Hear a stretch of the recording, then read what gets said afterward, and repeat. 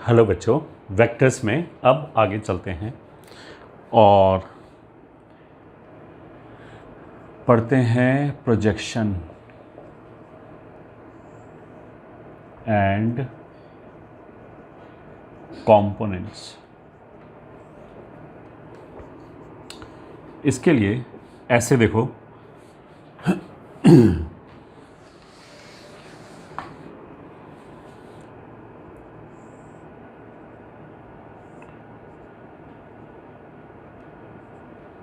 मान लें ये पॉइंट P है, ये Q है, ये R है and there are two vectors A vector and B vector. मतलब PQ vector is A vector, PR vector is B vector. अगर हमने R से परपेंडिकुलर ड्रॉप किया इस लाइन पे और मान लिया ये N आ गया, ठीक है, तो B वेक्टर का मान लिया ये एंगल थीटा है, तो B वेक्टर के लिए जो इस A वेक्टर की डायरेक्शन में प्रोजेक्शन क्या होगा, प्रोजेक्शन का लेंथ क्या होगा, वो होगा PN। तो अगर मेरे को केवल PN लेंथ चाहिए तो दैट विल बी इस लेंथ का कॉस थीटा। तो ये वाली जो लेंथ है वो B वेक्टर का मैग्नीट्यूड B हो जाएगा, तो it will be B cos theta, ठीक है।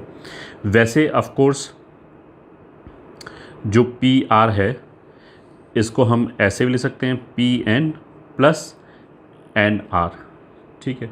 तो हम ऐसे ही बोल सकते हैं जो B वेक्टर है उसको हमने दो वेक्टर में रिजॉल्व कर लिया, एक PN वेक्टर हो गया और एक NR वेक्टर हो गया। तो ये तो हो जाएगा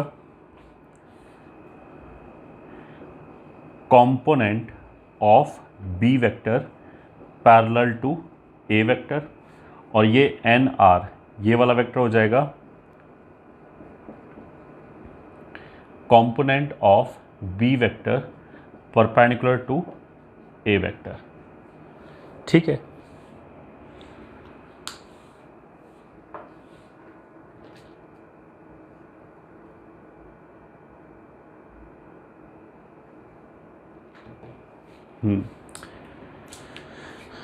तो अब लिख लेते हैं भाई, लेंथ ऑफ प्रोजेक्शन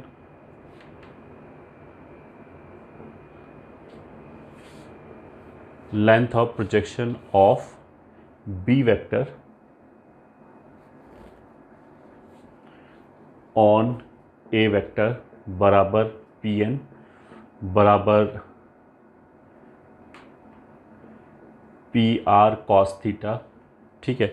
अब कॉस थीटा देख के हमारा दिमाग में कैलकुलेशन कैसे आनी चाहिए कि थीटा कौन से दो वेक्टर्स के बीच में एंगल है, उन दोनों वेक्टर का अगर हम डॉट लेंगे तो कॉस थीटा वाला टर्म क्रिएट हो जाएगा, ठीक है। तो थीटा कौन से दो वेक्टर्स के बीच में एंगल है, of course A vector and B vector, यही दो वेक्टर दे रखे हैं। So this is equals to A dot B। अब A डॉट B में अगर हम लेंथ की बात करें तो पहली बात तो मॉड लगाना पड़ेगा, क्योंकि थीटा एक्यूट ऑब्ट्यूज कुछ भी हो सकता है, हमें तो केवल लेंथ से मतलब है। दूसरा, ये कितना आ जाएगा, ये आ जाएगा AB कॉस थीटा, ठीक है। तो कॉस थीटा तो ये हो गया, B जो है वो PR का मैग्नीट्यूड हो गया, तो वो PR लेंथ हो गया, वो भी चाहिए हमें, तो B भी रहने दिया। A जो आएगा, A PQ का लेंथ आएगा, वो नहीं चाहिए। तो जब इसको ओपन करेंगे तो बेसिकली PR की लेंथ आएगा, कॉस थीटा आएगा, PQ आएगा। PR cos theta is required, PQ is not required. तो हम ऐसे कर सकते हैं PQ की लेंथ से डिवाइड कर दिया, that is nothing but A vector dot B vector का मॉड अपॉन A वेक्टर के मैग्नीट्यूड से डिवाइड कर दिया। ये एक नंबर है, इसको मॉड के अंदर भी ले जा सकते हैं, इसको ऐसे ले सकते हैं A अपॉन A और डॉट B वेक्टर का mod, and ultimately we can write down ऐसे, ठीक है। तो अगर हमें B वेक्टर का मैग्नीट्यूड A वेक्टर की डायरेक्शन में चाहिए, B वेक्टर का प्रोजेक्शन अगर हमें A वेक्टर की डायरेक्शन में चाहिए, तो हम क्या करेंगे, A वेक्टर का यूनिट वेक्टर के साथ B का डॉट ले लिया। अब देखो, दिस इज़ वेरी इंट्यूटिव, तुम थोड़ा सा भी अगर you will dig deeper than you will understand कि हाँ A का मैग्नीट्यूड नहीं आना चाहिए, B का मैग्नीट्यूड आना चाहिए। क्यों? अगर हमने B का प्रोजेक्शन निकालना है, ये ठीक है, ये लेंथ निकालना है, अगर मैं इस वेक्टर को छोटा करके यहाँ तक कर दूँ तो ऑफकोर्स यहाँ से परपेंडिकुलर ऐसे आएगा, इतना सा प्रोजेक्शन आएगा। दैट मीन्स बी की लेंथ का इसके छोटे बड़े होने का प्रोजेक्शन की लेंथ पे फ़र्क पड़ता है। तो बी का जो मैग्नीट्यूड है वो पिक्चर में आना चाहिए, क्योंकि उसकी वजह, उसको चेंज करने की वजह से प्रोजेक्शन का लेंथ चेंज हो रहा है। बट अगर ये ए वेक्टर है तो इसको मैं यहाँ की बजाय यहाँ तक लूँ तो भी प्रोजेक्शन का लेंथ तो इतना ही रहेगा। ये ठीक है, यहाँ तक लें, इवन अगर यहाँ तक लें तो भी प्रोजेक्शन ये पूरा ही बोला जाएगा, भले ही वेक्टर खत्म हो गया। मान लिया अगर ये ए वेक्टर केवल इतना ही है तो भी अगर हम बोलेंगे ए वेक्टर पे प्रोजेक्शन क्या होगा तो पूरा इतना ही होगा, इतना ही लेंथ होगा।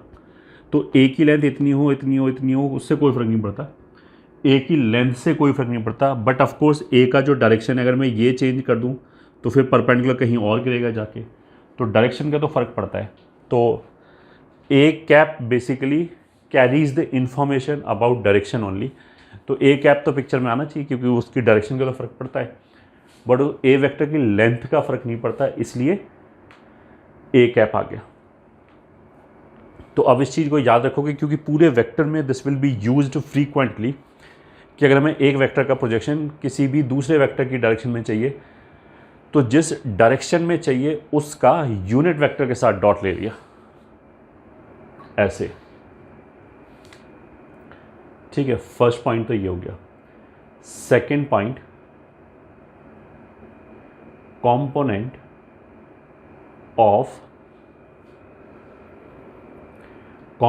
ऑफ ए वेक्टर, या sorry component of B vector parallel to A vector, this is given as P N vector. B vector का मतलब इसका कंपोनेंट वही पी एन पैरेलल कंपोनेंट हो गया, एन आर जो है वो परपेंडिकुलर कंपोनेंट हो गया। तो अगर हमें पैरेलल कंपोनेंट चाहिए तो हम इसको ऐसे बोल सकते हैं, P N length P N और पी एन कैप लिख लिया, length P N and P N cap. तो ये पूरा वेक्टर हो जाएगा, ये यूनिट वेक्टर हो गया पी एन की डायरेक्शन में। तो इस डायरेक्शन में ए की वेक्टर है ए, तो यूनिट वेक्टर अगर मेरे को चाहिए तो मैं ए कैप यूज़ कर सकता हूँ। पी एन जो लेंथ है वही ये लेंथ है, बस हमने क्या किया, मॉड हटा दिया। ठीक है, पी एन के डायरेक्शन में यूनिट वेक्टर, इस डायरेक्शन में यूनिट वेक्टर क्या है, ए वेक्टर से आ जाएगा ए कैप। ये हो गया बी का parallel component with respect to A vector.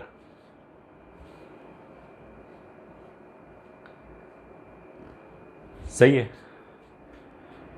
अच्छा, अब हमने मॉड क्यों हटा दिया? मॉड इसलिए हटा दिया क्योंकि अगर बाई चांस वेक्टर ऐसे हो, ए वेक्टर ये है और बी वेक्टर ये है, ठीक है, तब जो इसके कंपोनेंट्स आएंगे वो ऐसे आएंगे। तब जो बी वेक्टर का ए के parallel component and perpendicular component ऐसे होगा। इसका डायरेक्शन तो उल्टा हो गया, मतलब ए कैप तो इस डायरेक्शन में होगा, ये ठीक है, ए कैप तो इस डायरेक्शन में होगा, तो ये डायरेक्शन उल्टा हो गया। तो डायरेक्शन उल्टा होने के लिए ए कैप के आगे मेरे को माइनस लगाना पड़ेगा, और वो माइनस कौन प्रोवाइड करेगा, ये डॉट प्रोडक्ट अपने आप ये माइनस सप्लाई कर देगा, क्योंकि अगर वेक्टर्स के बीच में ये एंगल ऑब्ट्यूज है तो कॉस थीटा अपने आप नेगेटिव होगा, हैंस दिस। ठीक है, अब इसको ऐसे भी लिख सकते हैं कि ए डॉट बी लिखा, इसको लिख सकते हैं ना ए वेक्टर अपॉन ए का मैग्नीट्यूड, इसको भी लिख सकते हैं ए वेक्टर अपॉन ए का मैग्नीट्यूड अपॉन 2a हो जाएगा, तो इसलिए ए स्क्वायर। ठीक है, अब देखो वैसे ऐसे याद रखना बहुत ईजी है कि अगर मेरे को किसी भी वेक्टर का दूसरे वेक्टर के पैरेलल कंपोनेंट चाहिए, किसी भी वेक्टर का दूसरे वेक्टर के ऊपर प्रोजेक्शन चाहिए, तो जिस वेक्टर के ऊपर प्रोजेक्शन चाहिए उसके यूनिट वेक्टर के साथ जिस वेक्टर का प्रोजेक्शन चाहिए उसका डॉट प्रोडक्ट ले लिया। तो अगर हमें बी का प्रोजेक्शन चाहिए ए के अलोंग, तो ए कैप के साथ बी का डॉट प्रोडक्ट ले लिया। और अगर मेरे को कंपोनेंट चाहिए तो मतलब ये वाली लेंथ नहीं, ये वेक्टर चाहिए, तो वही जो लेंथ आया विदाउट मॉड के, उसके आगे ए कैप और लगा लिया, यूनिट वेक्टर और बना लिया उसको। यूनिट वेक्टर बनने से, यूनिट वेक्टर लगाने से वो पूरा वेक्टर बन जाएगा।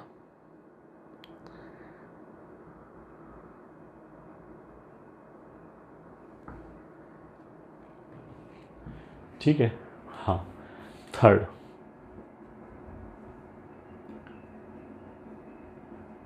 component of b vector perpendicular to a vector means perpendicular component क्या है, एन आर। अच्छा, वैसे हम लेंथ वाइज देखें तो यहाँ पे b साइन थीटा आएगा, बट फिर b साइन थीटा का हमने लेंथ निकाल भी लिया, ये वाला लेंथ निकाल भी लिया, तो इस डायरेक्शन में वेक्टर कैसे लाएंगे? सही है। तो उसकी बजाय हम क्या करेंगे कि बेसिकली दिस प्लस दिस इसके बराबर है, तो ये vector is nothing but this minus this, ऐसे यूज़ करेंगे। तो अगर मेरे को एन आर वेक्टर चाहिए होगा तो हम उसको कैसे निकालेंगे? P R vector minus P N vector. P R vector is B vector, ये ठीक है, उसमें से कंपोनेंट घटा दिया ए के पैरेलल। अब जो ए के पैरेलल वेक्टर होगा वो ऑफकोर्स वो ए की डायरेक्शन में आएगा, तो ये दिखाई दे रहा है लैम्डा टाइम्स ए वेक्टर है, तो ए की डायरेक्शन में तो जब ही आएगा, तो minus A dot B upon A square times A vector, ये हो गया। ठीक है, तो ये पैरेलल कंपोनेंट, ये perpendicular component. This is very important result, और हमें याद करना है ऑफ कोर्स। डॉट प्रोडक्ट का यूज़ हम कहाँ कहाँ पे कर सकते हैं? डॉट प्रोडक्ट का यूज़ एक तो हम एंगल निकालने के लिए कर सकते हैं ऑफ कोर्स, दो वेक्टर्स के बीच में। एंगल निकालने का ही मतलब ये है कि दोनों के बीच में एक्यूट एंगल है, ऑब्ट्यूज एंगल है, या वेक्टर परपेंडिकुलर है, इन तीनों ही केसेस में हो जाएगा। और दूसरा हम यूज़ कर सकते हैं इस वाले केस में, प्रोजेक्शन निकालने में। तो these two things we will keep in our mind.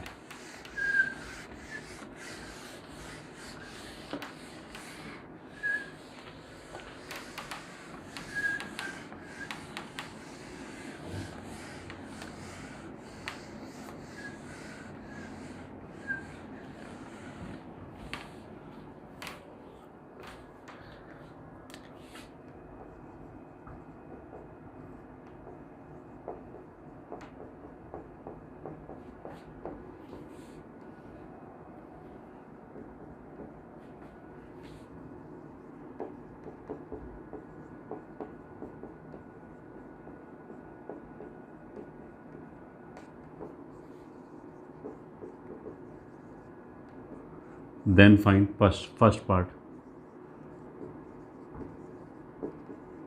length of projection of A vector on B vector. Second, length of projection of B vector on A vector. Third, component of A vector parallel to B vector. Fourth part, component of B vector perpendicular to A vector. Solution. First, length of the projection of A vector on B vector. A का projection चाहिए तो required length, A का projection चाहिए तो वो तो पूरा vector आएगा, B की डायरेक्शन में चाहिए तो B ऐसे होगा। अब इसको हम ऐसे कर सकते हैं, A dot B upon B का मैग्नीट्यूड। तो A डॉट बी क्या होगा? इन दोनों का डॉट प्रोडक्ट, तो हो जाएगा 6 minus 4 minus 6, 6 minus 4 minus 6 upon B का मैग्नीट्यूड, ये हो जाएगा 36 और 4 40 और 9 49, तो मैग्नीट्यूड कितना हो जाएगा? 7। B का मैग्नीट्यूड 7 है, तो कितना हो गया ये answer? 4/7। Second part, required length बराबर, इस बार क्या हमें चाहिए? B का प्रोजेक्शन चाहिए ऑन A, तो अगर A पे चाहिए तो A का यूनिट वेक्टर डॉट B, तो वापस इसको लिख लिया A dot B upon A का मैग्नीट्यूड। तो A डॉट B तो 4 आएगा, जैसे यहाँ पे 4 आया, A का मैग्नीट्यूड 4 और 4 8 और 1 9, तो 3 आ गया मैग्नीट्यूड, तो इसलिए इट विल बी 4/3, ये आंसर आएगा। ठीक है। Third part, component of A parallel to B। तो component of A parallel to B, अगर हमें बी के पैरेलल चाहिए तो ऑफ कोर्स बी के टर्म्स में आ रहा होगा वेक्टर, तो बी कैप, और ए का कंपोनेंट चाहिए तो ए डॉट बी कैप, ये आएगा। अब इसको हम ऐसे भी लिख सकते हैं, ए dot B times B vector upon B square, which is equals to A dot B, अभी हमने कैलकुलेट किया था, ये मॉड के अंदर वाला कितना आ रहा है, -4, बी स्क्वायर मतलब बी के मैग्नीट्यूड का square is 49 and B vector is 6, 2, 3,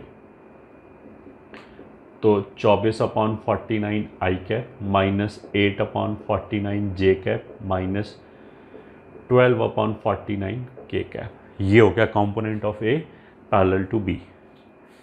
and in last part what you are having, component of B parallel perpendicular to A, तो component of A, sorry B चाहिए, बी परपेंडिकुलर टू ए, तो अगर हमें B का component चाहिए तो B में से अगर मैं पैरेलल कंपोनेंट निकाल दूं तो परपेंडिकुलर कंपोनेंट आ जाएगा। तो इसको हम ऐसे बोलते हैं कि अगर मेरे को बी का परपेंडिकुलर कंपोनेंट चाहिए तो पूरे बी में से पैरेलल कंपोनेंट निकाल देते हैं, ये ठीक है। बी माइनस बी का कंपोनेंट अगर ए के पैरेलल चाहिए तो ए के टर्म्स में आएगा ए कैप, यहाँ आ जाएगा ए कैप डॉट बी, ये हो जाएगा।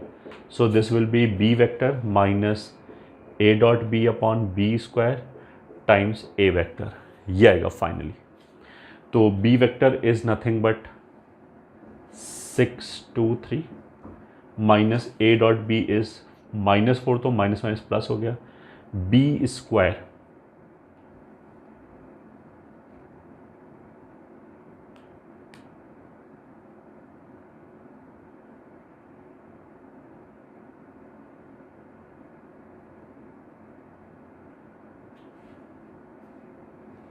ये बी स्क्वायर लिख दे, ये ऑफ कोर्स क्या आएगा, ए कैप को ए स्क्वायर बनाए, हाँ ए स्क्वायर आएगा, तो वो कितना आ जाएगा इस बार 9, और A vector is 1, -2, -2, so this will be the vector, so this will be 58/9, 10/9,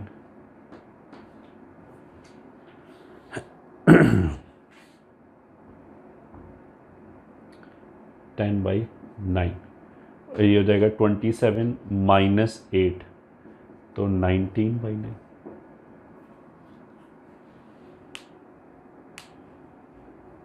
बिल्कुल सही। आई जे के टर्म में it will be 58/9 I cap -10/9 J cap -19/9 के कैप, ये आएगा।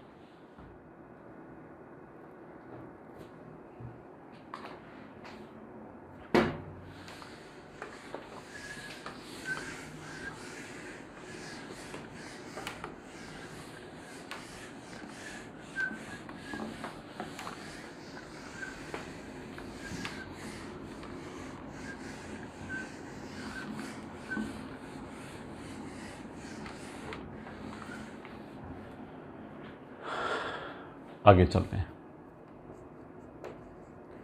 इम्पॉर्टेंट रिजल्ट, कोई भी वेक्टर आर वेक्टर है, वो मान लिया ऐसे लिखा है r1i plus r2j plus r3k।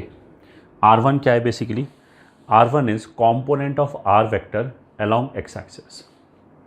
Component कैसे निकालते हैं, जिस वेक्टर का कॉम्पोनेंट निकाल रहे हैं, तो r1 क्या है, r वेक्टर का कॉम्पोनेंट है, और जिसकी डायरेक्शन में निकालना चाहते हैं तो x एक्सिस की डायरेक्शन में, r1 जो है r का कंपोनेंट x एक्सिस की डायरेक्शन में, तो x एक्सिस के अलोंग यूनिट वेक्टर कितना होगा i कैप, सही है। तो r1 must be r dot I cap, r1 is basically r vector का कंपोनेंट x एक्सिस की डायरेक्शन में, तो जिस वेक्टर का कंपोनेंट चाहिए उसका डॉट ले लिया, जिस डायरेक्शन में चाहिए उसके यूनिट वेक्टर के साथ, तो x एक्सिस की डायरेक्शन में i कैप आएगा यूनिट वेक्टर, और वेक्टर r है, so this will be r is equals to r dot I cap times I cap. ऐसे ये y एक्सिस की डायरेक्शन में कंपोनेंट है, तो ये हो जाएगा ऐसे plus R dot K cap times K cap. This you are suppose to keep in your mind. ठीक है, प्रूव करना चाहें तो 1 सेकंड में प्रूव हो जाएगा. मतलब ये तो एक तो इंट्यूटिव प्रूफ दिया था हमने, जो अभी हमने प्रोजेक्शन यूज़ किया उसको यूज़ करके. प्रॉपर मैथमेटिकल एक्सप्लेनेशन लिखना चाहें विदाउट मतलब विजुलाइजेशन, तो हमने क्या किया, दोनों तरफ आई के साथ डॉट ले लिया. तो लेफ्ट हैंड साइड पे तो ये हो गया, राइट हैंड साइड पे R1 I dot I, R2 J dot I plus R3 के डॉट आई. ये दोनों परपेंडिकुलर है तो 0 0 ये 1, तो ये R1 हो गया. तो R1 is nothing but R dot I cap. अब जैसे R1 is R dot I cap, वैसे ही R2 वैसे ही R3.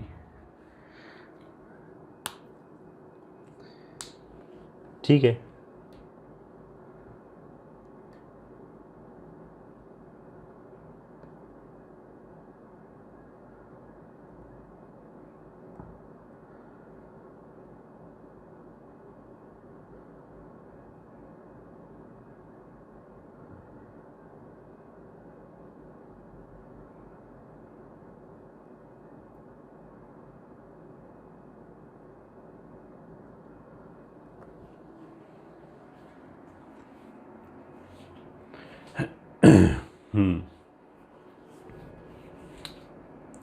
Okay.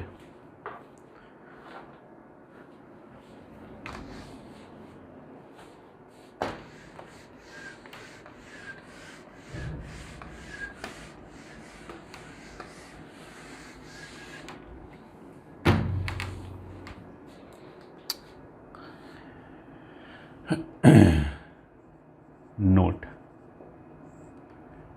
dot product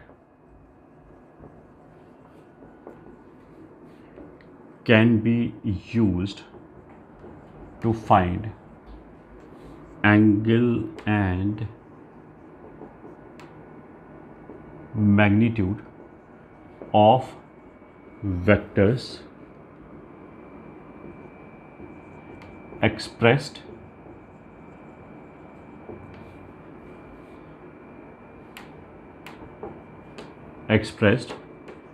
in terms of some other vectors. ठीक है, इसका मतलब क्या है अभी समझ में आ जाएगा. क्वेश्चन: लेट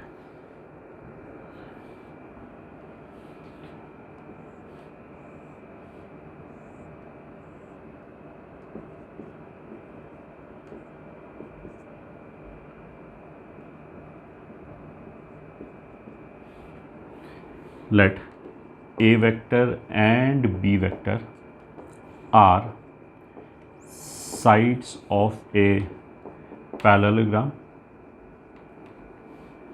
ठीक है, with A का मैग्नीट्यूड बराबर 2 एंड B का मैग्नीट्यूड बराबर 1 and A vector and B vector के बीच में जो एंगल है वो मान लिया 2π/3 है. Then find lengths of diagonals and angle between them. ठीक है, तो क्वेश्चन में क्या पूछा गया है कि जो दो डायगोनल्स होंगे, जैसे एक डायगोनल ये हो गया, ये तो हो जाएगा A प्लस बी, और दूसरा डायगोनल ये हो जाएगा, दिस इज इसके हिसाब से B माइनस है. तो इन दोनों का लेंथ क्या होगा पहली बात, और उनके बीच में एंगल क्या है. ठीक है, तो करते हैं सॉल्व. सोल्यूशन: एक डायगोनल AC का लेंथ कितना हो जाएगा, मॉड A प्लस बी. और हमने बोला था कि किसी का भी मॉड लेना है तो हम उसको ऐसे ले सकते हैं, उस वेक्टर का डॉट उसी के साथ लिया तो A plus B dot A plus B, और फिर उसका स्क्वायर रूट ले लिया. This we have done. तो आ जाएगा A² plus B² plus 2A dot B. A² मतलब A का मैग्नीट्यूड, तो वो कितना हो जाएगा 4, B² B का magnitude plus 2A dot B. तो ए का मैग्नीट्यूड 2, बी का मैग्नीट्यूड 1 और कॉस 120 डिग्रीज माइनस हाफ। ठीक है, तो ये कैंसिल, ये कैंसिल, तो ये कितना हो गया -2। तो 4 और 1 5 -2 मतलब ये लेंथ हो गया √3। जो दूसरा डायगोनल है B D, that will be A minus B के mod, that will be √a² plus b² -2a.b लिख दें।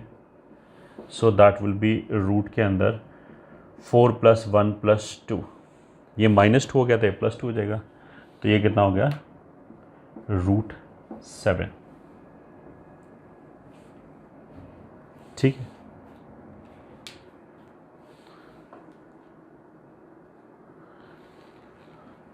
Now this we have already done कि अगर मेरे को दो वेक्टर्स के बीच का एंगल चाहिए, मान लिया सी वेक्टर और डी वेक्टर के बीच का एंगल चाहिए, तो कॉस इनवर्स लिखो और उनके यूनिट वेक्टर के साथ डॉट ले लो।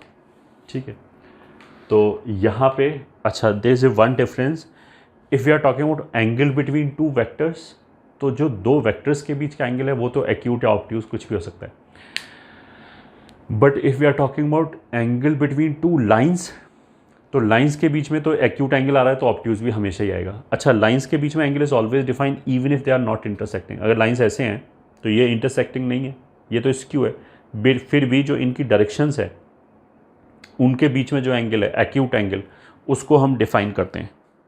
तो कहने का मतलब क्या है कि अगर मान लिया दो वेक्टर मेरे को दे रखा है C vector and D vector, ठीक है, अगर हम बोलेंगे वेक्टर, इन दोनों वेक्टर्स के बीच का क्या एंगल है, तब तो हम सिंपली क्या लिखेंगे, कॉस इनवर्स के अंदर c∩d∩, ऐसे लिखेंगे। अगर हम ये बोलें कि दो लाइंस हैं जो सी वेक्टर और डी वेक्टर के अलोंग है और इन लाइंस के बीच में क्या एंगल है, तो फिर हम c∩d∩ के ऊपर मॉड भी लगाएंगे, फिर हम हमेशा एक्यूट एंगल ही लिखेंगे। तो यहाँ पे अगर डायगोनल्स के बीच का एंगल बोला है तो एक्यूट ही बोलेंगे मॉड लगा के। ठीक है, तो क्या हो जाएगा,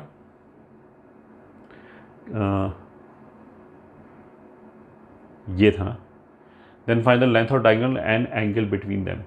तो angle between A C and B D, ये हाँ, is equals to cos inverse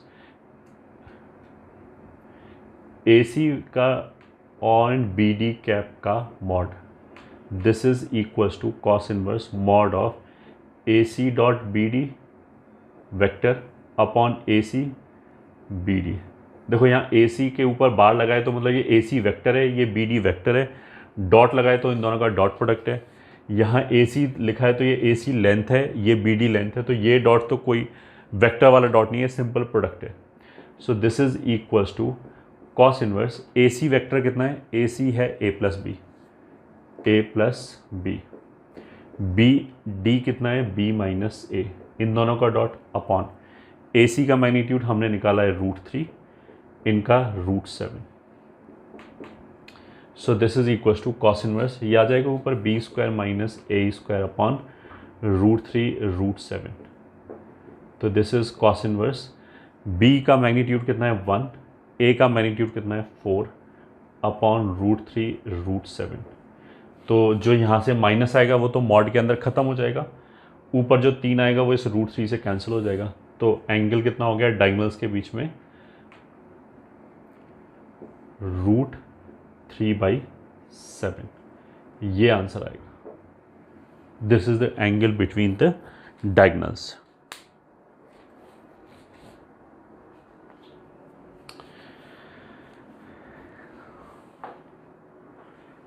ठीक है,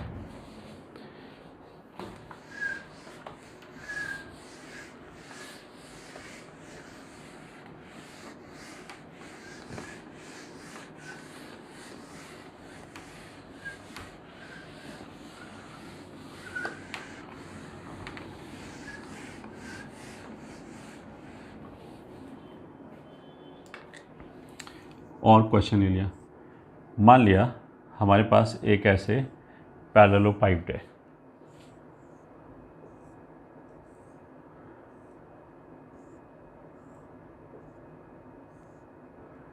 और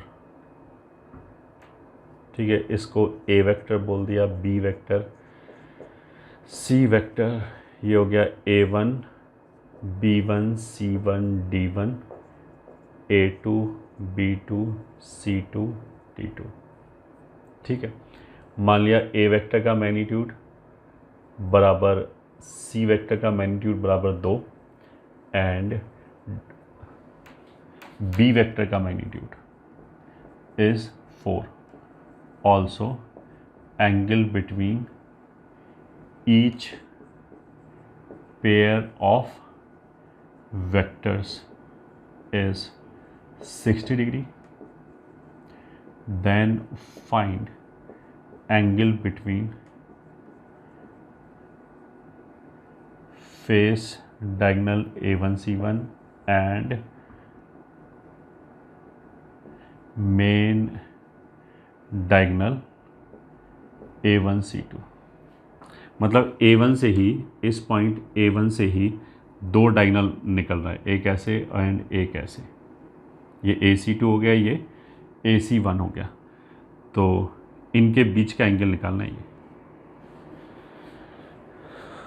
तो सॉल्यूशन,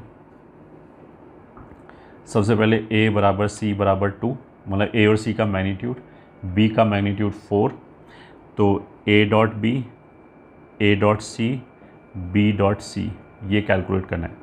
तो A डॉट B का मतलब क्या है, A का मैग्नीट्यूड, B का मैग्नीट्यूड, बीच का एंगल, तो कितना हो जाएगा 4। ठीक है, A डॉट C मतलब A का मैग्नीट्यूड, C का मैग्नीट्यूड, बीच का एंगल 60 डिग्री, कॉस 60 डिग्री आएगा, तो ये आ जाएगा 2। B डॉट C मतलब 2 4 हाफ, तो इट इज़ अगेन 4। ठीक है, अब देखो हमें इन दोनों वेक्टर्स के जो है क्या बोलते हैं बीच का एंगल चाहिए। तो वो बीच का एंगल निकालने के लिए दोनों वेक्टर के अलोंग यूनिट वेक्टर निकाल के उसका डॉट प्रोडक्ट ले सकते हैं। तो फिर उन दोनों वेक्टर्स का लेंथ निकालना पड़ेगा यूनिट वेक्टर निकालने के लिए। तो A1 C1 का मॉड बराबर A1 C1 length and this will be A plus B, तो mod of A plus B that will be root over A square plus B square plus 2A dot B. So that is root over A square is 4, B square is 16 plus 2A dot B is 8। तो 8 4 12 28, 7 चौक 28, तो 2 root 7 length आ गया। ठीक है, फिर दूसरा कितना हो गया A1 C2, तो A1 C2 ये वाला जो लेंथ है वो आ जाएगा A1 C2 वेक्टर का मॉड, दैट विल बी यहाँ से यहाँ तक जाने के लिए A B और फिर ये C वेक्टर बेसिकली ये वेक्टर है, तो this will be A plus B plus C का mod, that will be root over A square plus B square plus C square plus twice of A dot B plus B dot C plus C dot A, ये आएगा।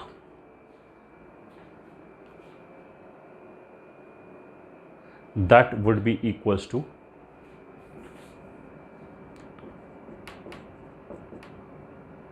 Root over A square is 4, B square is 16, C square is 4 plus twice of तीनों का dot, तो dot कितना आया था 2 4 4, तो 2 plus 4 plus 4, so this is equals to 16 4 20 4 24 plus 4 4 8 2 10 2 20, तो ये कितना हो गया 44, तो 2 रूट 11।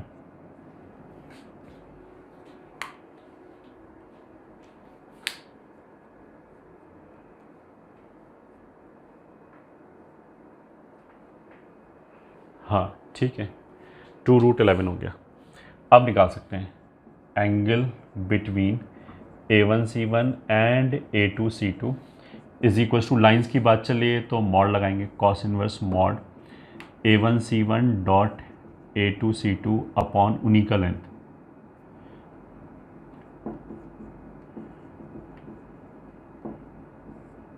ठीक है, so this is equals to cos inverse A1C1 क्या वेक्टर था? A1C1 was A plus B, दूसरा A plus B plus C. तो this is A plus B का dot A plus B plus C upon, एक का length था 2√7, 2√11, that is cos inverse. मतलब यहाँ पे हम क्या कर रहे हैं, दो लाइनों के बीच का एंगल निकालें और वो जो लाइन्स है उनके अलोंग जो वेक्टर दे रखा है, मतलब A1C1 और A2C2, sorry A1C1 and A1C2, ये IJK के टर्म्स में नहीं दे रखा है, ये और ही किसी vector A vector B vector C vector के टर्म्स में दे रखा है और वहाँ से हमें कैलकुलेशन करना है। तो this will be A plus B dot, इसको अलग निकालें A प्लस बी, तो वो हो जाएगा A² plus B² plus 2A dot B, ठीक है। और A प्लस बी का डॉट C के साथ, तो A dot C B dot C upon 4√77। So this is equals to cos inverse A² B² कितना आ जाएगा, 4 plus 16 plus twice of A dot B, तो will be 8, A dot C B dot C एक एक बार, तो 2 plus 4 upon 4√77। तो 16 4 20 और 10 30,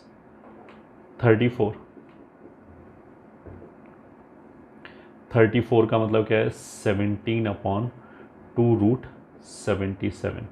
ये आंसर आ गया। ये आ गया हमारे वेक्टर्स के बीच का एंगल।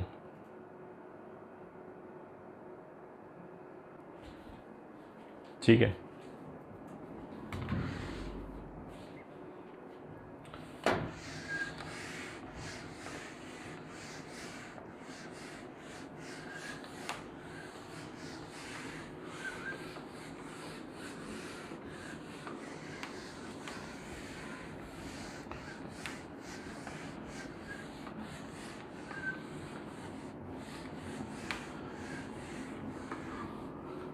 और एक क्वेश्चन कर लिया, find the distance of point A from line joining B and C।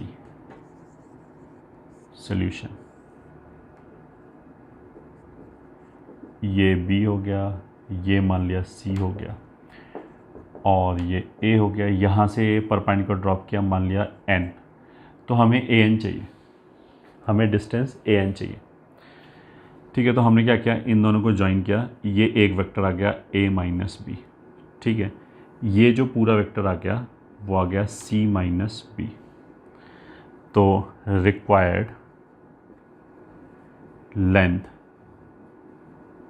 बराबर AN बराबर AN वेक्टर। अब ये ठीक है, ये जो NA वेक्टर है,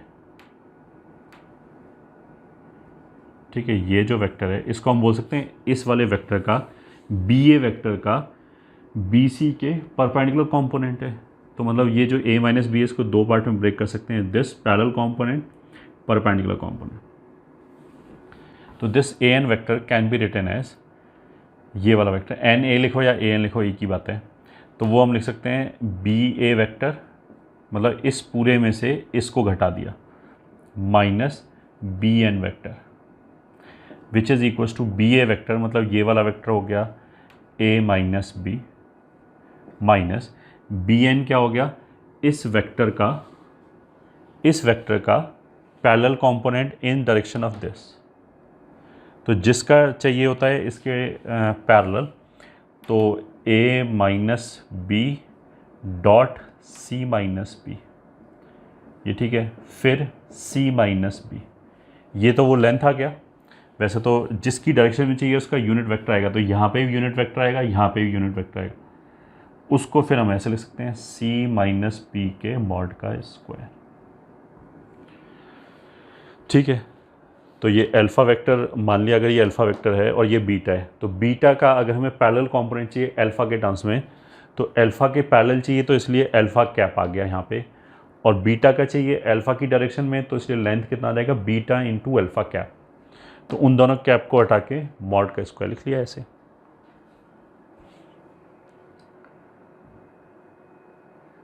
तो ये आ गया। वैसे देखो इसमें ये जो लेंथ है वो हम ऐसे भी बोल सकते हैं, अगर ये थीटा है तो इसका साइन थीटा है, तो साइन थीटा, और केवल हमें लेंथ ही चाहिए, वेक्टर वगैरह नहीं चाहिए, तो साइन थीटा के लिए तो हम ऐसे भी कर सकते हैं कि क्रॉस प्रोडक्ट यूज़ कर लें।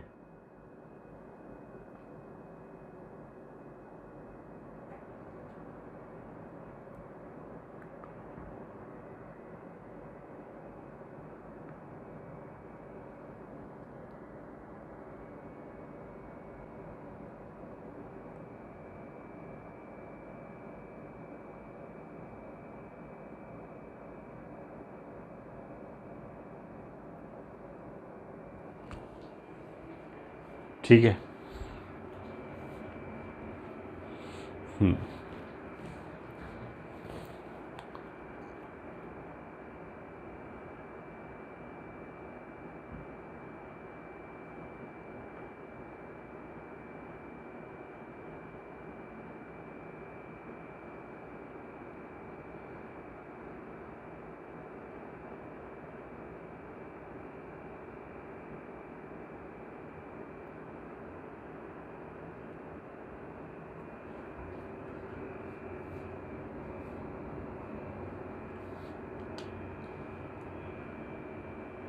क्वेश्चन, लेट ए बराबर 3, बी बराबर 5 एंड सी बराबर 7, then find angle between A and C if a plus b plus c is equals to 0 vector।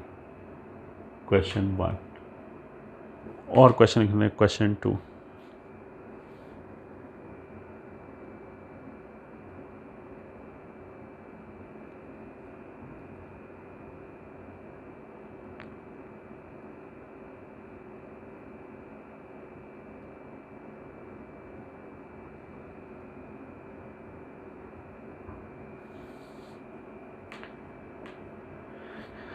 Prove that a upon a square minus b upon b square का square will be a vector minus b vector upon A B का whole square.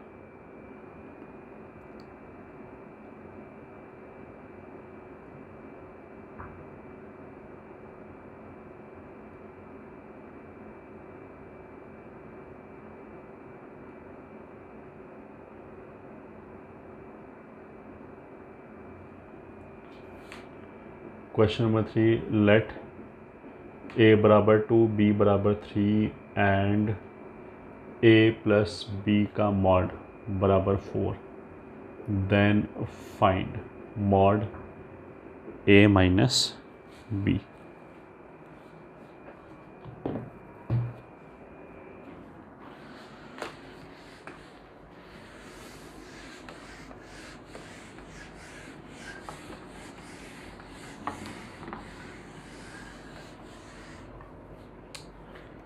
ठीक है, अब करते हैं एक एक।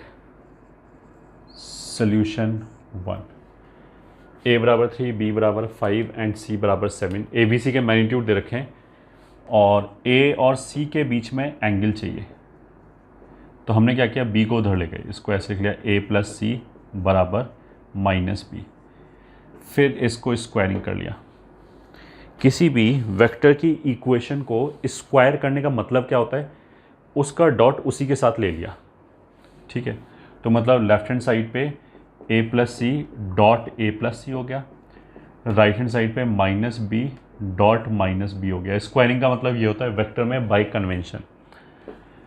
तो हो गया A square plus C square plus 2a dot C बराबर बी स्क्वायर। तो ए स्क्वायर मतलब a का मैग्नीट्यूड कितना है 3, तो ये हो गया 9, सी का मैग्नीट्यूड 7 प्लस 2 ए का मैग्नीट्यूड इतना into cos theta, B square is 25। तो कॉस थीटा कितना हो गया ये 58 हो गया, तो 25 माइनस 58/42, तो विच इज़ माइनस ऑफ 33 और माइनस 11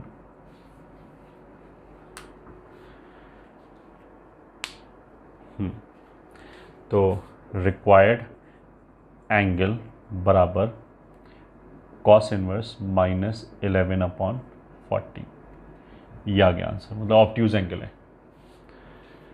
ये हो गया फर्स्ट क्वेश्चन।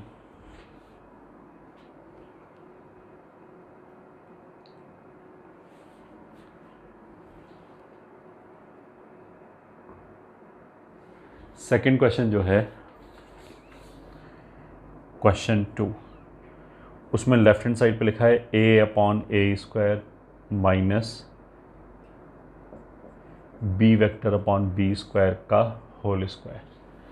ये ठीक है, ये लेफ्ट हैंड साइड है, तो दैट इज इक्वल्स टू, एक वेक्टर ये हो गया, दूसरा वेक्टर ये हो गया, तो इसका स्क्वायर मतलब a²/a⁴, b²/b⁴ माइनस 2a.b/a²b²। तो अगर हम कैंसिल करेंगे तो this will B 1/a² plus 1/b² minus 2a.b/a²b², a² plus b² minus 2a.b/a²b²। तो न्यूमरेटर वाले को अब वापस ऐसे लिख सकते हैं a माइनस b²/a²b², या फिर a माइनस b अपॉन ये जो नंबर्स हैं इनको भी ले गए अंदर, is equals to right hand side, which is hence proved.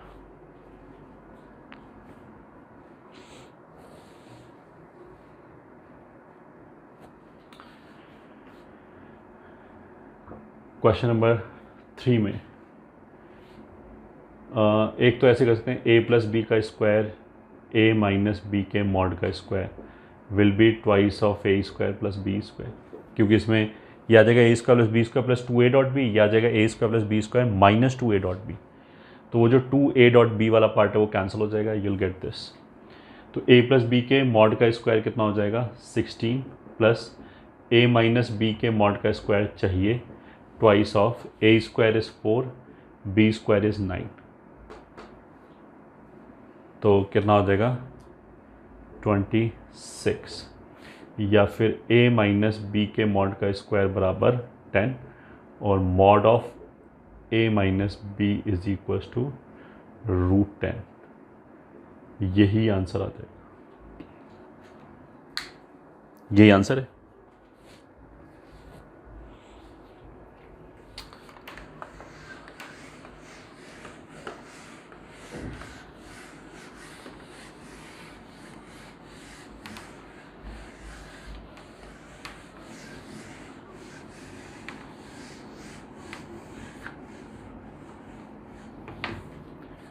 ठीक है, और एक और क्वेश्चन कर लेते हैं। Question 4, find lambda if the angle between A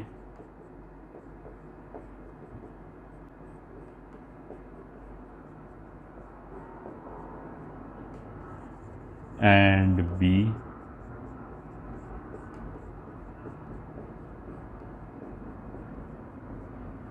is acute for all x belonging to R। Solution, अगर a और b के बीच में if angle between a vector and b vector is acute then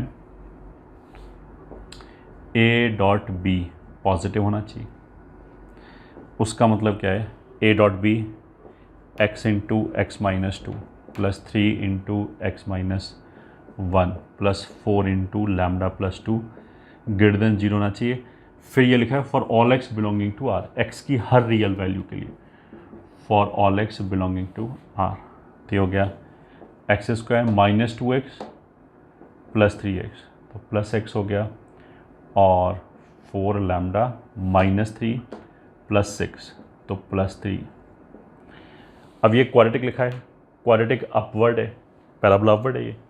this is always positive, तो मतलब ऐसे होना चाहिए हमेशा पॉजिटिव। तो उसका मतलब क्या है कि ए पॉजिटिव एंड डी नेगेटिव होना चाहिए। तो ए पॉजिटिव तो ऐसे ही दिख रहा है, तो केवल डी नेगेटिव से काम चल जाएगा। दैट मीन्स b² - 4ac या फिर 4 lambda +3 must be greater than 1/4 या फिर lambda must be greater than -3 आएगा तो -11/16 क्या आ जाएगा।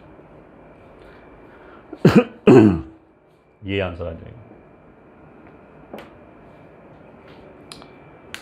ठीक है,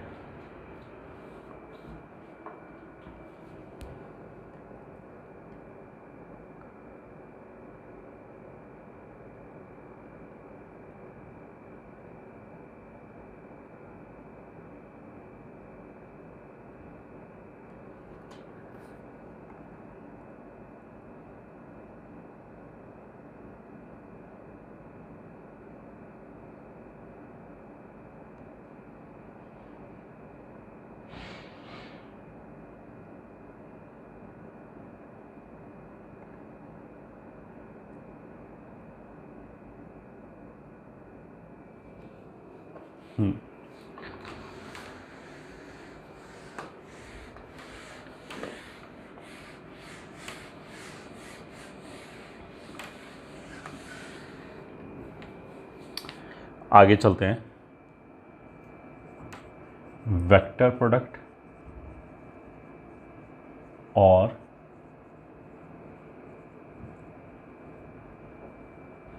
cross product. First, A cross B is a vector quantity and it is perpendicular to both A vector and B vector। तो मान लें अगर ये A वेक्टर है, ये B वेक्टर है, ये थीटा है, तो ये इनके प्लेन के परपेंडिकुलर हो जाएगा A क्रॉस B। अगर इसकी डायरेक्शन में यूनिट वेक्टर मान लिया n कैप है, तो फिर हम A क्रॉस B को कैसे डिफाइन करते हैं। A का मैग्नीट्यूड, B का मैग्नीट्यूड, बीच के एंगल का साइन टाइम्स n कैप, ये आएगा। तो it is a vector quantity और जिसमें मैग्नीट्यूड एंड डायरेक्शन दोनों होगा। मैग्नीट्यूड हो जाएगा ए बी साइन थीटा और डायरेक्शन हो जाएगा ए और बी के perpendicular. Also a cross b will be perpendicular to A comma B and will follow right-handed system। उसका मतलब क्या है कि अगर ये A वेक्टर है, ये B वेक्टर है, ठीक है, तो हम अपना राइट हैंड लेके A से B की तरफ जाएं तो जो हमारे थंब का डायरेक्शन होगा उसको हम क्या बोलेंगे, A क्रॉस B का डायरेक्शन है। तो अगर A क्रॉस B लिखा है तो पहले A लिखा है बाद में B लिखा है, तो हम A से B की तरफ जाएंगे तो फिर थंब ऊपर आया, तो इसमें अगर ये A वेक्टर, ये B वेक्टर है तो ये A क्रॉस B होगा, क्योंकि यही तभी राइट हैंडेड सिस्टम है। इस प्लेन के परपेंडिकुलर होगा। अब परपेंडिकुलर तो दो डायरेक्शन हो सकता है प्लेन के, हमने ये पहले बताया था कि इधर भी हो सकता है, इधर भी हो सकता है। तो इन दोनों में से कौन सा होगा वो जानने के लिए वी आर सेइंग कि राइट हैंडेड सिस्टम है। अगर मैं लिख दूँ B क्रॉस A तो B ये है, यूज़ हमेशा राइट हैंड ही करेंगे। B क्रॉस A में B पहले लिखा हुआ है, तो B से फिर हम A की तरफ जाएंगे, तो ये थंब नीचे गया, ये ठीक है। B से A की तरफ ऑफकोर्स ऐसे नहीं जाएंगे, स्मॉलर एंगल की साइड से जाएंगे। तो अगर हम ऐसे जाएं तो थंब नीचे गया, तो उसका मतलब क्या है कि B क्रॉस A नीचे हो जाएगा। तो A क्रॉस B और B क्रॉस A में अंतर क्या होगा, ए बी साइन थीटा, ये तो चेंज होगा नहीं, चाहे B क्रॉस A लिखो चाहे A क्रॉस B लिखो, दोनों का मैग्नीट्यूड आएगा, साइन ऑफ बीच का एंगल आएगा, तो ये वाला पार्ट तो चेंज होगा नहीं, बस n कैप एक दूसरे का नेगेटिव हो जाएगा। तो A cross B and B cross A will be same in magnitude but will be opposite in direction, direction उल्टा होगा। ठीक है, तो सेकेंड पॉइंट का first part, a cross b b cross a के बराबर नहीं होगा।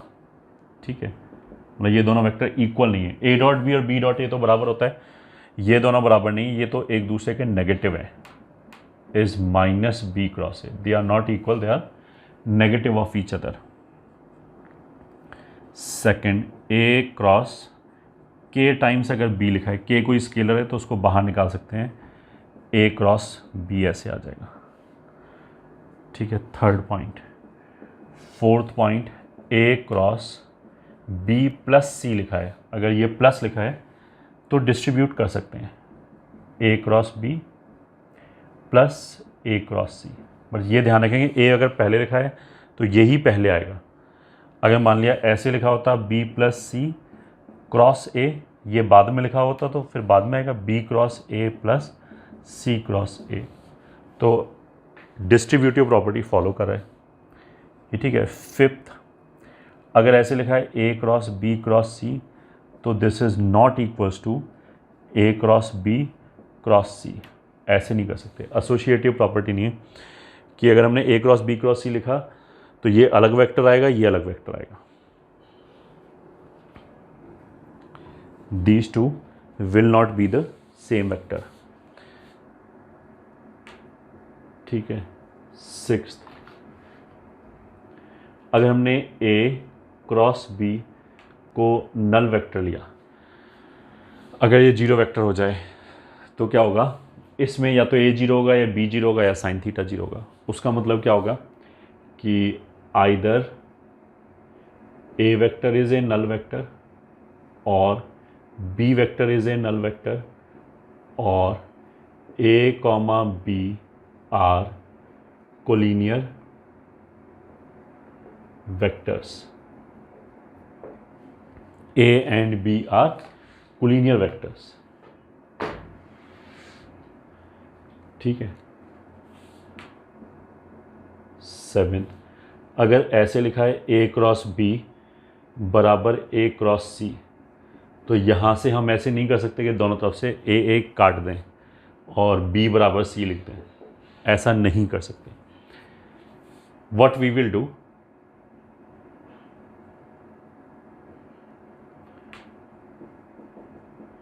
अगर दोनों तरफ ऐसे क्रॉस प्रोडक्ट लिखा है, मतलब दोनों तरफ ही वेक्टर हो गया, उसमें से अगर हमें एक वेक्टर कॉमन दिखाई दे कि दोनों तरफ ए वेक्टर कॉमन है, तो हम दोनों को एक तरफ लाएंगे और फिर कॉमन वेक्टर को कॉमन ले लिया। ठीक है, अब इसमें अगर ये मान लिया सी क्रॉस ए होता है तो हम लेफ्ट हैंड साइड पे सी क्रॉस ए लाते, तो कॉमन तो जब ही आ सकता है जब या तो दोनों पहले लिखा हो या दोनों बाद में लिखा हो। तो इसमें दोनों पहले लिखा है तो ये तो ऐसे ही कॉमन आ जाएगा। बट अगर ये उल्टा लिखा होता सी क्रॉस ए तो कोई बात नहीं, हम पलट के माइनस लगा लेते बाहर।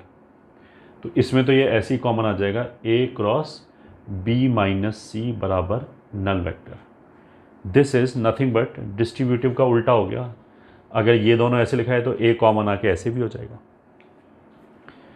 ठीक है, अब ये एक वेक्टर है, ये दूसरा वेक्टर है, अगर ये नल वेक्टर है तो इसी तरह की तीन चीज़ें आ जाएंगी। अब क्या क्या होगा, आइदर ए वेक्टर बराबर नल वेक्टर और बी वेक्टर बराबर सी वेक्टर, मतलब बी माइनस सी नल वेक्टर होगा तो उसका होना क्या है, बी वेक्टर बराबर सी वेक्टर, और ए इज कोलिनियर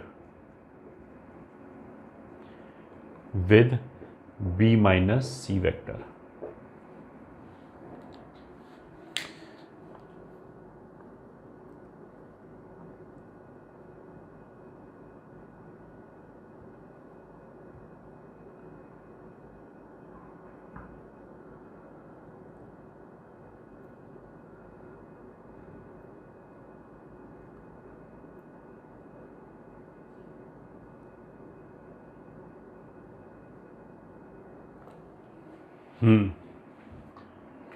ये आएगा।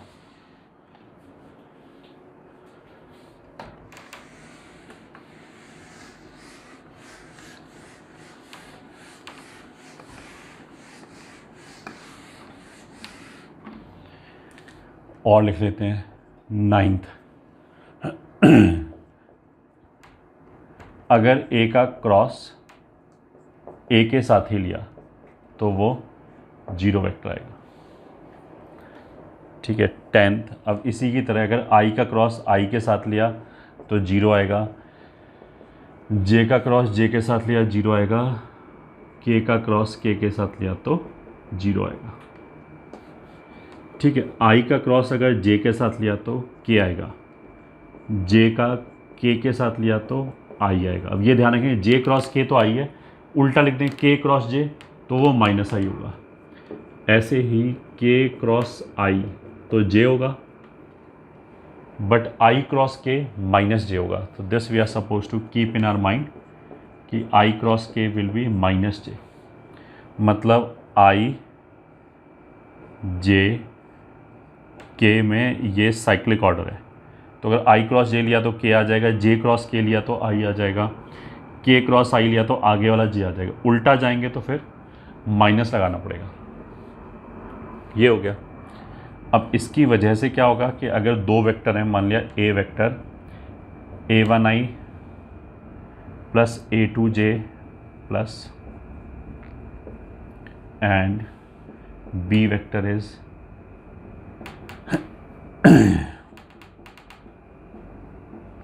ये है।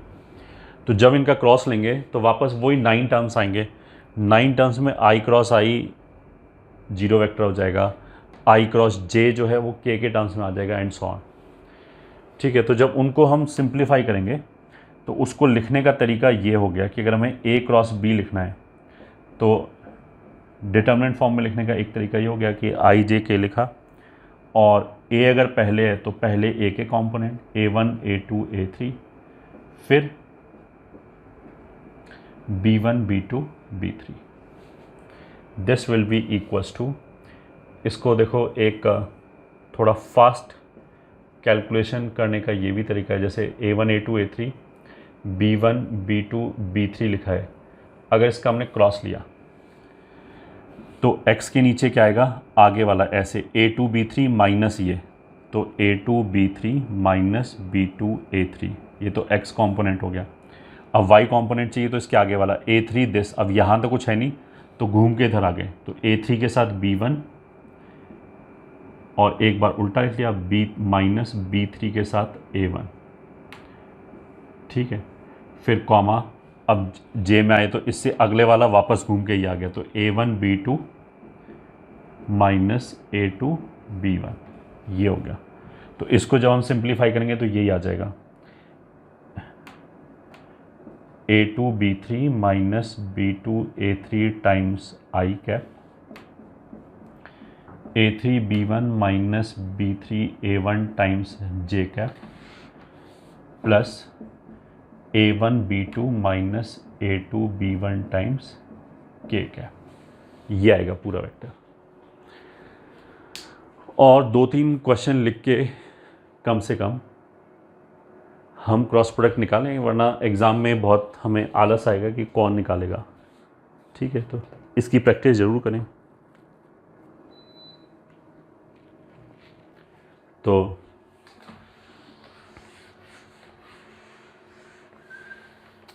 जैसे फॉर एग्ज़ाम्पल अगर हमने बोला कि a is i minus 2j plus 3k and b is 4i minus j plus 7k, तो a क्रॉस b क्या होगा।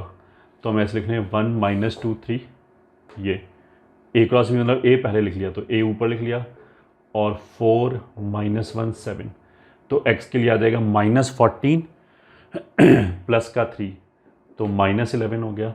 y के लिए आ जाएगा 12 माइनस 7, 5 आ जाएगा। z के लिए आ जाएगा इसके लिए -1 प्लस 2 8, तो 7, ये आ जाएगा। मतलब -11 आई कैप प्लस 5 जे कैप प्लस 7 के कैप।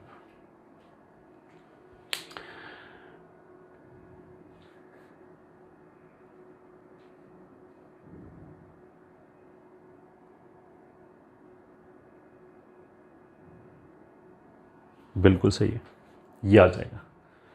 ठीक है,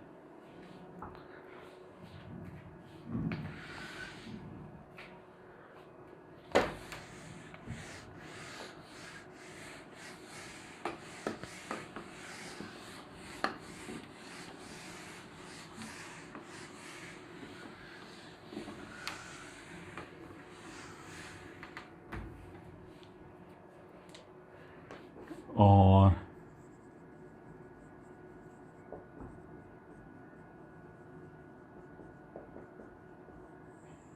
बोले ऐसा कोई बड़ी आइडेंटिटी या फॉर्मूला नहीं है। ए क्रॉस बी के मॉड का स्क्वायर कितना हो जाएगा?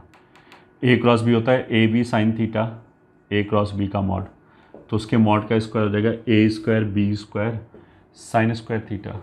अब साइन स्क्वायर थीटा को I can write down 1 minus cos square theta, that is equals to A square B square minus A square B square cos square theta.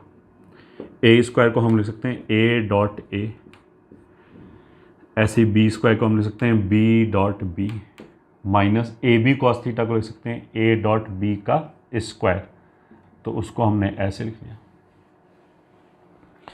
तो पहले का डॉट पहले के साथ, दूसरे का डॉट दूसरे के साथ, पहले का डॉट दूसरे के साथ, पहले का डॉट दूसरे के साथ, ऐसे लिख सकते हैं cross product.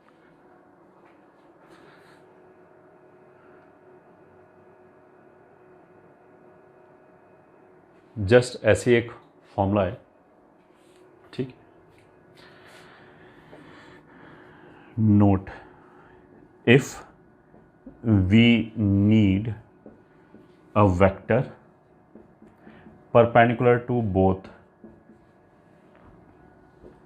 a vector and b vector, then it can be taken as lambda times a cross b, and if we require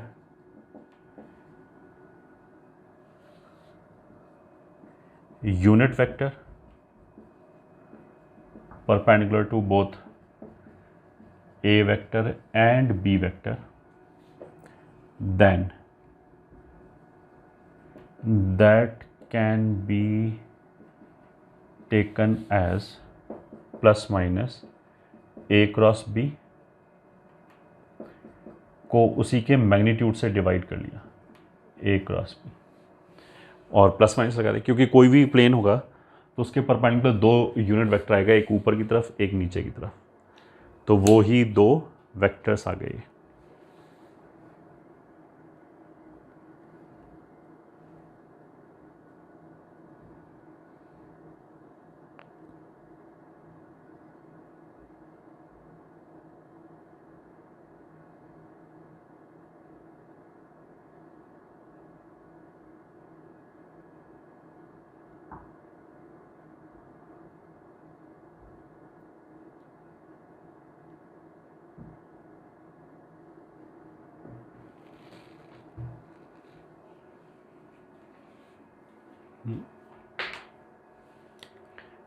तो एक तो हम उस क्वेश्चन को दोबारा रिविजिट कर सकते हैं। Question, find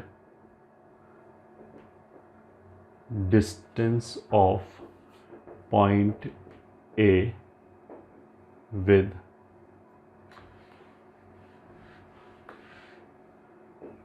from the line joining B and C। तो मान लिया B यहाँ पे एक पॉइंट है, C यहाँ पे एक पॉइंट है, A यहाँ पे एक पॉइंट है, तो इससे जो परपेंडिकुलर डिस्टेंस है P, हमें ये चाहिए। तो उसके लिए हमने क्या किया कि इसको ज्वाइन कर लिया, तो this is nothing but AB sine theta. ठीक है, अगर ये एंगल थीटा है तो अब थीटा देखते हुए समझ में आना चाहिए कि यहाँ तो क्रॉस प्रोडक्ट इन्वॉल्व करा सकते हैं। तो जो थीटा है वो कौन कौन से वेक्टर्स के बीच में एंगल है? एक तो ये वेक्टर ले लिया C माइनस बी, और एक इसके अलॉन्ग वेक्टर ले लिया A माइनस बी। इन्हीं के अलॉन्ग, इन्हीं दोनों वेक्टर्स के बीच में एंगल है। तो आंसर क्या हो जाएगा? रिक्वायर्ड डिस्टेंस बराबर ए एन बराबर ए बी साइन थीटा। अब चाहो तो उसको ऐसे लिख लो, A B B C sine theta upon B C, upon B C length. B C length से ऊपर नीचे मल्टीप्लाई कर लिया। अब A B B C sine theta, तो वो हो जाएगा A minus B cross C minus B का मॉड। तो ये पहले वेक्टर का मॉड ये आ जाएगा, दूसरे का ये आ जाएगा, इनके बीच में साइन, अपॉन बी सी जो है वो आ जाएगा सी माइनस बी का मॉड। ये लेंथ आ गया। So this is the distance between A and the line joining b and C.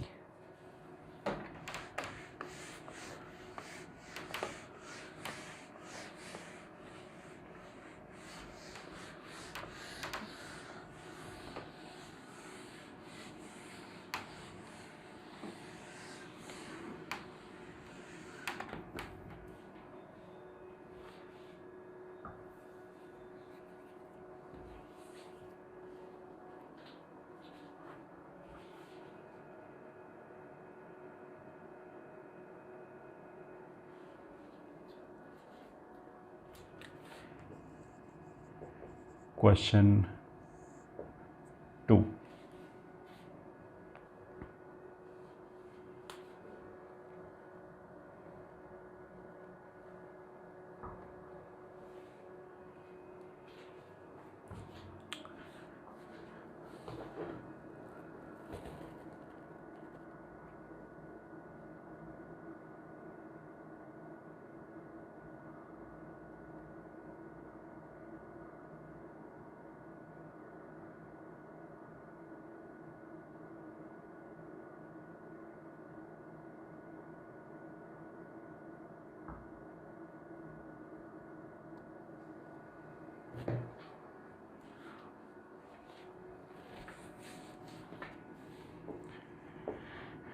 In a triangle ABC, prove that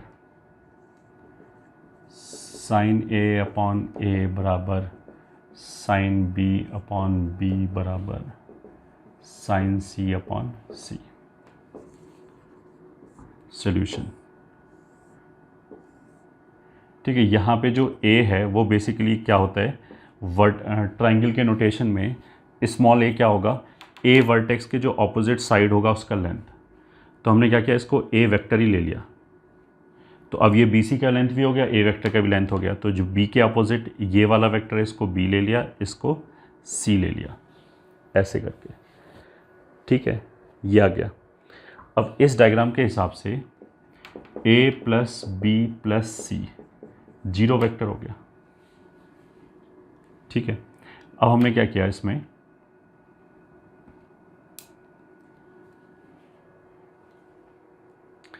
a plus B plus c zero vector हो गया। तो हमने क्या किया, इसमें a के साथ क्रॉस ले लिया। तो ऐसे आ जाएगा a cross a plus a cross b plus a cross c बराबर जीरो वेक्टर। तो a का क्रॉस a के साथ वो तो जीरो वेक्टर हो जाएगा, a का क्रॉस b के साथ, तो मतलब a वेक्टर का क्रॉस b के साथ लिया है। तो हमने इसको आगे उठा के रख दिया ऐसे। ठीक है, तो आ जाएगा इस वेक्टर का मैग्नीट्यूड a, b का मैग्नीट्यूड, और इसको अगर हमने आगे उठा के रखा तो ये एंगल c है, और जब वेक्टर ये रखा गया तो ये एंगल पाई माइनस सी हो जाएगा। तो साइन पाई माइनस सी हो गया। ठीक है, और या चलो इसको अभी ऐसे नहीं कर सकते, ये जीरो वेक्टर हो गया। इसको फिर हमने ऐसे लिख लिया, a क्रॉस b बराबर माइनस a क्रॉस c, ये हो गया। दोनों तरफ हमने मॉड ले लिया, तो आ जाएगा a क्रॉस b का मॉड बराबर a क्रॉस c का mod. So that will be equals to a vector का लेंथ, b वेक्टर का लेंथ, और a और b के बीच में एंगल c नहीं है बेसिकली, क्योंकि एंगल नापने के लिए दो वेक्टर में या तो उनके इनिशियल पॉइंट सेम हो या फाइनल पॉइंट सेम हो, इसलिए हमने ये आगे उठा के रखा। तो ये एंगल है पाई माइनस सी है, तो that will be sine pi minus C. ऐसी तरह आ जाएगा A C sine pi minus B. अब उससे कोई फ़र्क पड़ता नहीं है वैसे, sine pi minus theta sine theta ही होता है। तो यहाँ से आ गया ए बी साइन सी बराबर ए सी साइन बी। तो ऐसे ही अगर यहाँ पे ए की जगह बी से क्रॉस लिया होता तो यहाँ बाकी दो बराबर आ जाता है। तो similarly a B sine c बराबर a b C sine a. Symmetry से मतलब ए की बजाय किसी दूसरे से लो तो ये दूसरे वाला आ जाएगा। तो यहाँ से अल्टीमेटली ऐसे आ गया ए बी साइन सी बराबर ए सी साइन बी बराबर बी सी साइन ए। अब हमने क्या किया, इसको ए बी सी से डिवाइड कर दिया तो यह आ जाएगा साइन सी अपॉन सी बराबर यह आ जाएगा साइन बी अपॉन बी, यह आ जाएगा साइन ए अपॉन ए। यही प्रूव करना था। तो हैंस प्रूव्ड,